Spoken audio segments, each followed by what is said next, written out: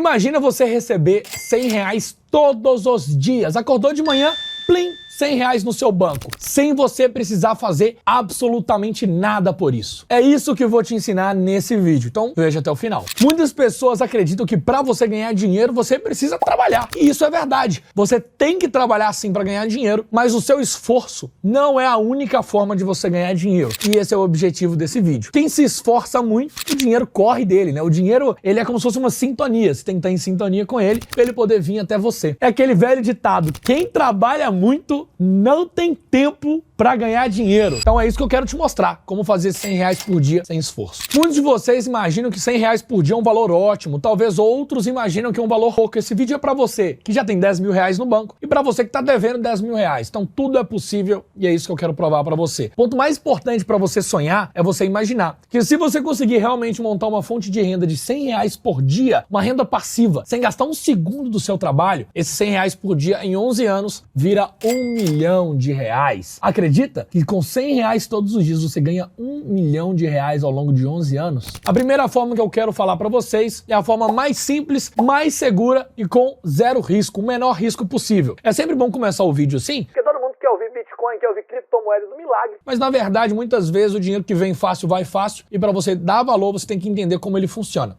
É isso que você vai fazer aqui. A primeira forma que eu quero apresentar para vocês é o CDB. Eu quero fazer uma comparação. A primeira forma que eu quero apresentar para você é o Tesouro Selic. E a comparação ridícula que eu quero fazer entre o Tesouro Selic e a poupança, só para você ver o quão lixo uma poupança é. Para você conseguir R$100 todos os dias, através do Tesouro Selic, com uma taxa média aí de 13% a 15% ao ano, é 15%, mas com imposto de renda pode cair algo em torno de 13% e meio. Você precisaria de R$355 mil.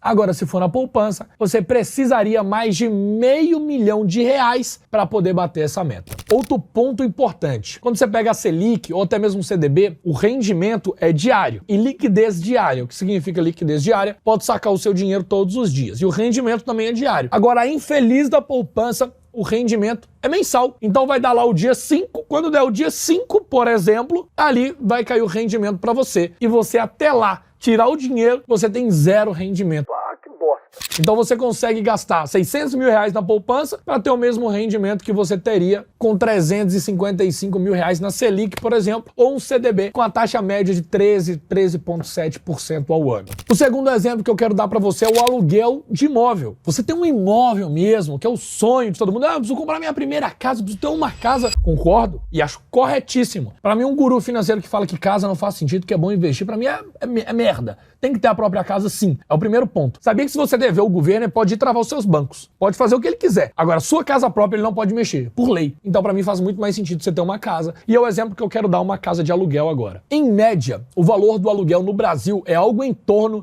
de 0,5% do valor do imóvel. Só para você entender, se você tem um imóvel de R$1 milhão, o aluguel vai ser mais ou menos 4.500, algo do tipo, perto da taxa de 0,5%. Portanto, R$3 mil, de uma forma factível todos os meses, seria um aluguel de R$750 mil o valor do imóvel, ok? Um aluguel de 3 mil, um valor de um imóvel de 750 mil. Faz sentido isso? Não, é um juros muito baixo e corrige a inflação. Esse é o lado bom. O aluguel todos os anos corrige a inflação. Como assim? A inflação nossa do Brasil é no mínimo 5, 3, 4% ao ano. O que isso significa? Que o nosso dinheiro desvaloriza. R$100 esse ano que vem não é R$100. Dizem que é 4%, mas a gente sabe que é muito mais do que isso. Porque se o café tá R$10, ano que vem ele não é R$10,40, ele é 15. Então a gente sabe que os juros e a inflação do Brasil é horrível. Esse país é um manicômio. Só para você entender. Mas o aluguel ele pode corrigir todos os anos a inflação da mesma forma que o terreno, o investimento imobiliário corrige no mínimo a inflação todos os anos. Quero dar um exemplo real para vocês. Eu moro num bom apartamento. O meu apartamento custa em média R$2,5 milhões, que é um bairro muito bom. R$2,5 milhões é o valor do apartamento, mas o aluguel que eu pago é algo em torno de R$7, R$8 mil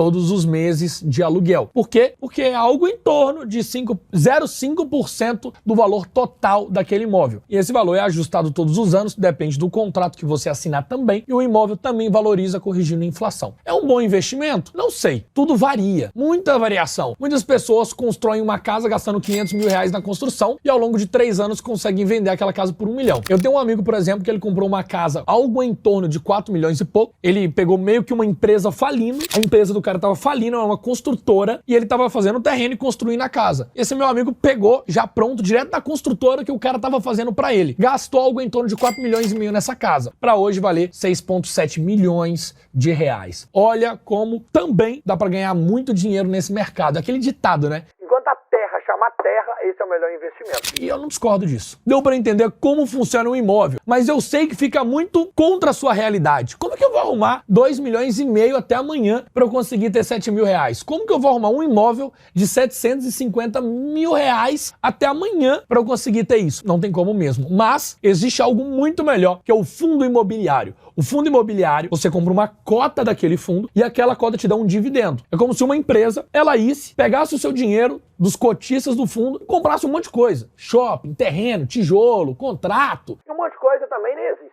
Um monte de coisa não tá nem pronta ainda e eles já estão vendendo, já estão alugando para o futuro. O cara compra na planta mais barato, por exemplo. E aí você ganha um dividendo daquela cota do fundo imobiliário. Vou dar o exemplo de 2 aqui que eu anotei. Primeiro, XPLG11, que são galpões. Você precisaria de algo em torno de 400 mil reais. Então são fundos imobiliários ali, um fundo imobiliário que investe em galpões e aluga esses galpões, vende esses balcões, depende como vai ser a logística deles, mas só para vocês entenderem. E o segundo exemplo que eu anotei é RDM11, que é um fundo de papel. Você precisaria de no mínimo 250 mil reais. Como que é? A cota tem um valor fixo. Exemplo, 11 reais, vai estar aparecendo aí na tela, 30 reais o valor da cota. Você compra aquela cota vai te render 10 centavos, 15 centavos. Só que se você comprar 250 mil reais de cotas, os dividendos dela seria equivalente a esse valor que eu tô falando para vocês. Anotei uma comparação para poder explicar para vocês por que você precisa de fundo de papel. Fundos de tijolo têm imóveis que valorizam. Então são imóveis físicos que valorizam. Fundos de papel têm dívidas que não valorizam, então pagam mais por causa disso. Próxima forma para você conseguir ter 100 reais todos os dias, ações com dividendos. O que é uma ação? É uma empresa que está listada na Bolsa de Valores, exemplo, na B3 do Brasil, e você vai comprar uma ação daquela empresa, uma ação mesmo, uma ação dela. Pode custar R$29 no caso da Petrobras, por exemplo. A ação vai te deixar rico? Não, mas ela vai conseguir render o seu dinheiro ali. Eu tenho 2 exemplos anotados também. Primeiro exemplo, o Banco do Brasil. Você precisaria de 410 mil reais para você conseguir ter 100 reais todos os dias no Banco do Brasil. Qual que é a vantagem de investir em empresas? Que aquela empresa, ela tem um gestor, tem um CEO, um cara que acredita naquele projeto, pessoas altamente qualificadas, e aí aquela empresa vai ter um lucro anual e ele vai distribuir o dividendo para aqueles acionistas, igual a Petrobras, que o dividendo dela é em média 16 a 17 por ano, ela vai dividir aquele dividendo com você, que é uma porcentagem do valor da ação que você tem.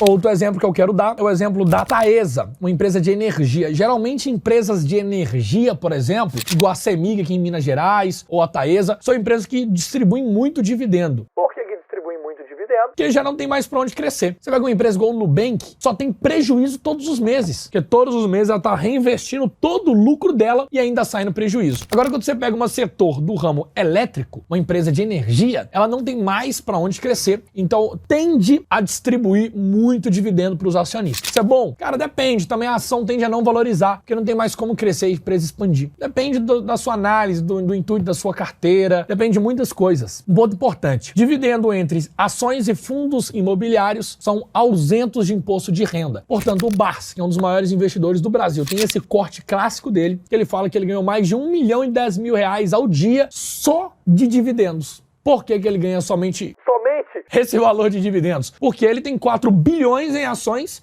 e rende para ele algo em torno ali, vamos supor, de 300 milhões de dividendos todos os anos, algo em torno de 1 milhão por dia. Como? Com aqueles dividendos, ele vai comprar mais ações novamente. Agora ele não vai ter mais 4 bilhões, ele vai ter 4 bilhões e meio. E ano que vem, 5,1. E no outro ano, 5,7. No outro ano, 6,5. Porque ele está tendo rendimento daquelas ações, está comprando novas ações. Isso é um cara velho pra caramba. caramba. Você vê que até quem é velho pensa no longo prazo, você que tem 20, 30, 40, 50 anos, pensa que não dá tempo de começar porque você tem pouco dinheiro. Ponto muito importante é a diversificação obrigatória do seu capital, né? Colocar todos os ovos na mesma cesta, como eu falo isso em outros vídeos, é muita burrice, não faz sentido. Então é bom o seu capital estar bem diversificado, com várias maneiras de ganhar dinheiro, para você não correr muito risco e conseguir, ao mesmo tempo, ter segurança, ao mesmo tempo ter volatilidade. O nosso último método é como você conseguir esses R$100 por dia em Bitcoin, com realmente resultado do crescimento do Bitcoin. Então montei algumas projeções que eu quero mostrar para você do que você precisaria fazer ou você precisaria ter feito alguns anos atrás para ter esse resultado. Para isso eu me baseei nos últimos 5 anos, de 2020 para cá, quanto que você precisaria ter investido em Bitcoin nos últimos 5 anos para realmente conseguir ter esse retorno. E algumas projeções para os próximos 5 anos, para até 2030 você conseguir essa mesma meta de R$100 todos os dias. O Bitcoin valorizou tanto nos últimos 5 anos que eu tenho anotado aqui alguns dados para eu poder passar. Primeira coisa, uma média de rendimento anual de 53,3% ao ano.